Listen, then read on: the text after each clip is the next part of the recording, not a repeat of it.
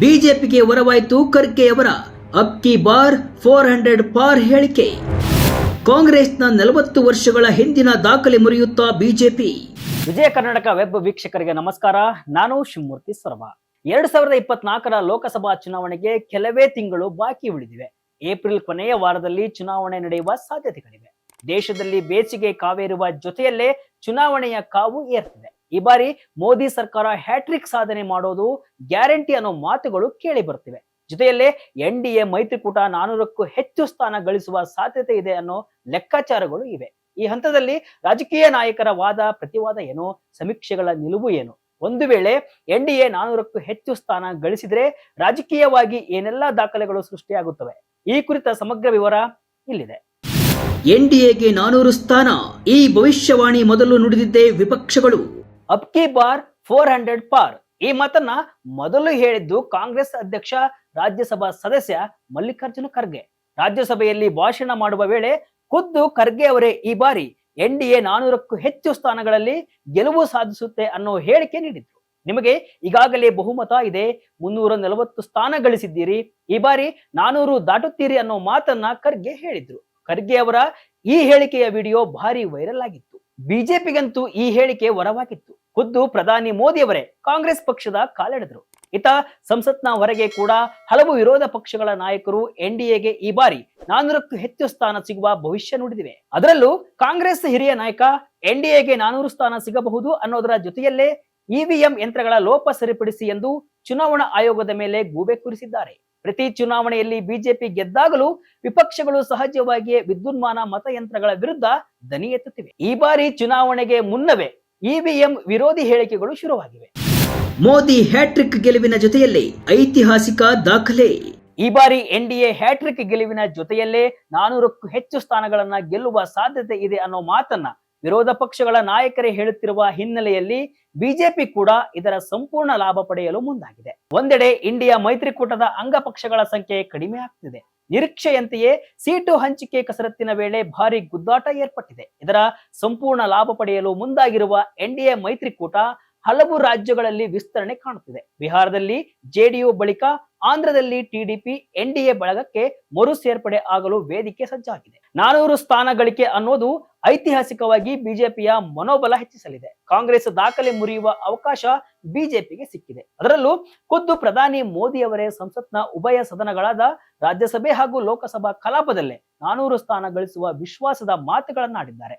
NDA 400 ಸ್ಥಾನ ಗಳಿಸುತ್ತೆ, BJP 370ಕ್ಕೂ ಹೆಚ್ಚು ಸ್ಥಾನ ಗಳಿಸುತ್ತೆ ಅನ್ನೋದು ಪ್ರಧಾನಿ ಮೋದಿ ಅವರ ಭವಿಷ್ಯವಾಣಿ. ಇದು ನಿಜವಾಗುತ್ತಾ ಅನ್ನೋ ಕುತೂಹಲಕ್ಕೆ ಕೆಲವೇ ತಿಂಗಳಲ್ಲಿ ದೇಶದ ಮತದಾರ ಉತ್ತರ ಕೊಡಲಿದ್ದಾನೆ. ಈಗಾಗಲೇ ಸಮೀಕ್ಷೆಗಳಲ್ಲಿ ಮತದಾರನ ಮನದಾಳವು ಬಯಲಾಗಿದೆ. ಎಲ್ಲ ಸಮೀಕ್ಷೆಗಳಲ್ಲೂ ಎನ್ಡಿಎಗೆ ಜೈ. ಲೋಕಸಭಾ ಚುನಾವಣೆಗೆ 6 ತಿಂಗಳು ಮುನ್ನವೇ ಸಮೀಕ್ಷಾ ಸಂಸ್ಥೆಗಳು ದೇಶದ ಮತದಾರರ ಮನದಾಳ ಅರಿಯಲು ಪ್ರಯತ್ನ ಮಾಡ್ತಿದ್ವು. ಕಳೆದ ಡಿಸೆಂಬರ್ನಿಂದ ಈವರೆಗೆ ಹಲವು ಸರ್ವೆಗಳು ದೇಶಾದ್ಯಂತ ನಡೆದಿವೆ.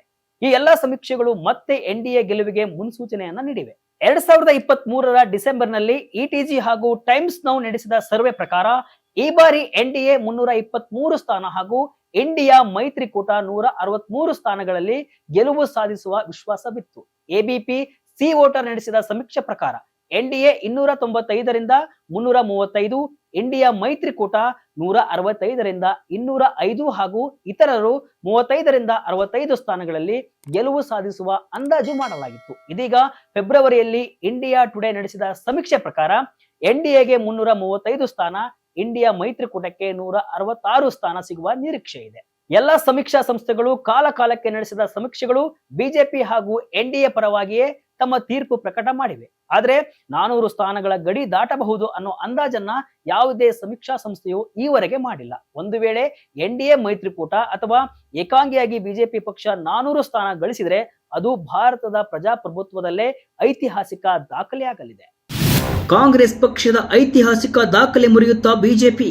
1984ರಲ್ಲಿ ನಡೆದ ಲೋಕಸಭಾ ಚುನಾವಣೆಯಲ್ಲಿ ಕಾಂಗ್ರೆಸ್ ಪಕ್ಷ ದಾಖಲೆಯ ಗೆಲುವನ್ನ ಕಂಡಿತ್ತು. ಇಂದಿರಾ ಗಾಂಧಿ ಅವರ ಹತ್ಯೆಯ ಬೆನ್ನಲ್ಲೇ ನಡೆದ ಈ ಚುನಾವಣೆಯಲ್ಲಿ ಕಾಂಗ್ರೆಸ್ ಪಕ್ಷದ ಪರ ದೊಡ್ಡ ಅಲೆ ಎದ್ದಿತ್ತು. ರಾಜೀವ್ ಗಾಂಧಿ ಪರ ದೊಡ್ಡ ಜನ ಸಮೂಹವೇ ನಿಂತಿತ್ತು. ಲೋಕಸಭೆಯ ಒಟ್ಟು 543 ಸ್ಥಾನಗಳ ಪೈಕಿ 541 ಸ್ಥಾನಗಳಿಗೆ ಚುನಾವಣೆ ನಡೆದಿತ್ತು. ಈ ಪೈಕಿ ಬರೋಬ್ಬರಿ 404 ಲೋಕಸಭಾ ಸ್ಥಾನಗಳಲ್ಲಿ ಕಾಂಗ್ರೆಸ್ ಪಕ್ಷ ಗೆಲುವು ಸಾಧಿಸಿತ್ತು. ಇದು ಈವರೆಗಿನ ದಾಖಲೆ. ಲೋಕಸಭಾ ಚುನಾವಣೆಯ ಇತಿಹಾಸದಲ್ಲಿ ಕಾಂಗ್ರೆಸ್ ಹೊರತುಪಡಿಸಿದರೆ ಯಾವೊಂದು ಪಕ್ಷವು 400 ಸ್ಥಾನಗಳ ಗಡಿ ದಾಟಿಲ್ಲ.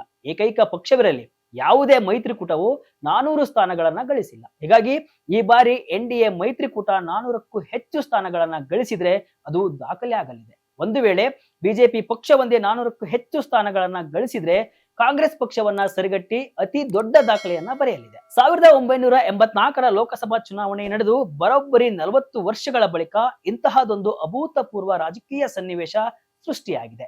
1984ರಲ್ಲಿ ಕಾಂಗ್ರೆಸ್ ಪಕ್ಷದ ಗೆಲುವಿಗೆ ಇಂದಿರಾ ಗಾಂಧಿ ಅವರ ಹತ್ಯೆಯ ಅನುಕಂಪದ ಅಲೆ ನೆರವಿಗೆ ನಿಂತಿತ್ತು. ಇದೀಗ ಬಿಜೆಪಿ ಬೆನ್ನಿಗೆ ಪ್ರಧಾನಿ ಮೋದಿ ಪರವಾದ ಅಲೆ ಇದೆ ಅನ್ನೋದು ರಾಜಕೀಯ ವಿಶ್ಲೇಷಕರ ನಿಲುವು. ಇದು ವಿಜಯ ಕರ್ನಾಟಕ ವೆಬ್ನ ಇವತ್ತಿನ ಎಕ್ಸ್ಪ್ಲೇನರ್ ನ್ಯೂಸ್ ವಿಡಿಯೋ. ಇದೇ ರೀತಿಯ ಹಲವು ವಿಶ್ಲೇಷಣೆ ಮಾಹಿತಿ ಅಷ್ಟೇ ಅಲ್ಲ, ಮನೋರಂಜನೆಯ ವಿಡಿಯೋಗಳಿಗಾಗಿ ವಿಜಯ ಕರ್ನಾಟಕ ವೆಬ್ಸೈಟ್, ಫೇಸ್ಬುಕ್ ಹಾಗೂ ಯೂಟ್ಯೂಬ್ ಪೇಜ್ ಫಾಲೋ ಮಾಡಿ. ಧನ್ಯವಾದಗಳು.